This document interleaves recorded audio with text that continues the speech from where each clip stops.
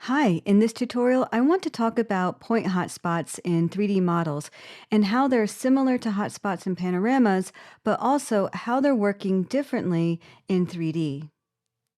And just know that only point hotspots can be added to 3D models. Let's start with this simple project with a model of a castle.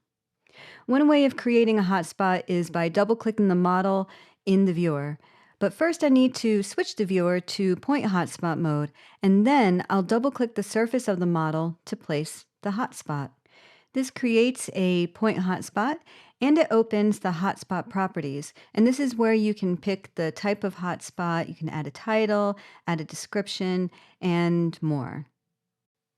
But there is a more convenient way of adding certain hotspot types in Pano2VR, both in regular panoramas and in 3D models. For node hotspots that link to other nodes in your virtual tour, simply drag in the panorama from the tour browser onto the model. And the properties of that newly created hotspot are already set up with all the correct information. And hotspots in this 3D viewer have a tooltip that show you the most important properties. And as with node point hotspots in regular panoramas, you can command or control click the hotspot to set a target view. And you can also option or alt click to switch to the target panorama. Another way of placing a node point hotspot in a model can be achieved if the position of the panorama in the model is already known to Pano2VR. The exact positioning of a panorama inside a 3D model can be done with control points and camera points.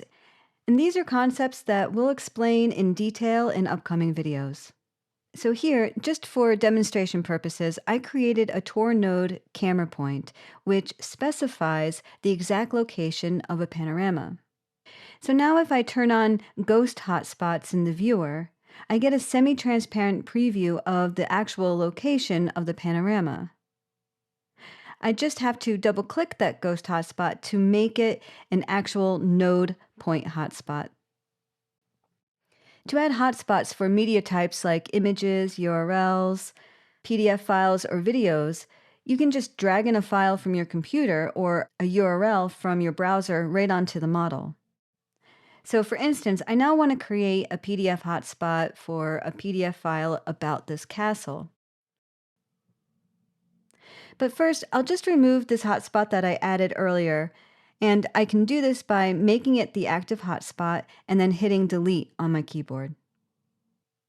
And now I'll just drag in this PDF file. And again, it creates a hotspot with all the main properties correctly set. And this would be a good time to create and show a first output of our project. I've already picked one of our default skins, which will define what the hotspots will look like and how they'll behave in the output. And as you can see, some of the hotspots cut into the model when viewed from an angle. And that's because they were created directly on the surface of the model. And hotspots in our default skins always rotate to face the camera.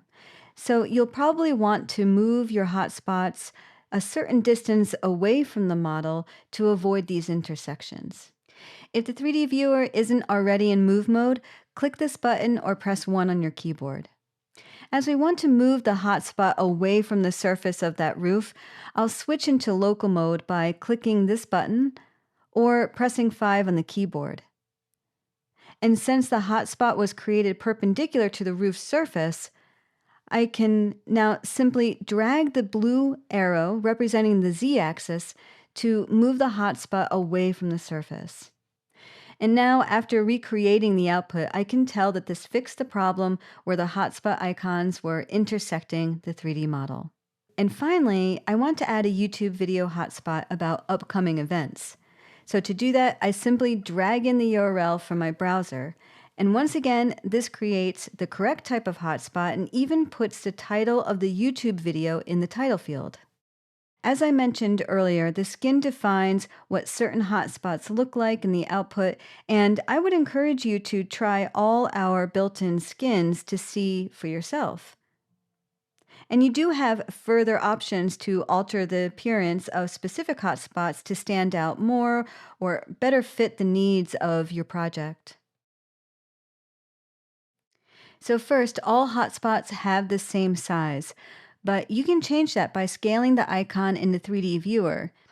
And to do that, switch the viewer into scaling mode by clicking this button or pressing 3 on your keyboard. And now just drag one of the handles to scale the hotspot to the size you want.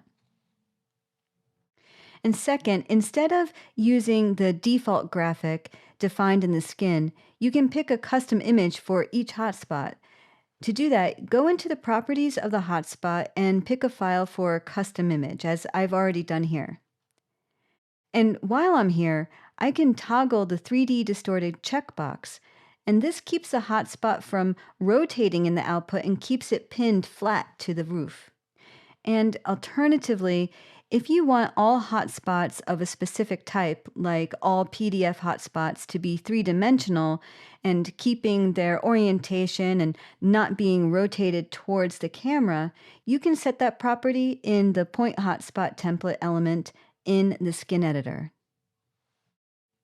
So this is the final output of our little project containing various types of point hotspots on a 3D model. So be sure to check out our default skins, which all have different hotspots and pop-ups to see what best fits your project. And as always, thanks for watching.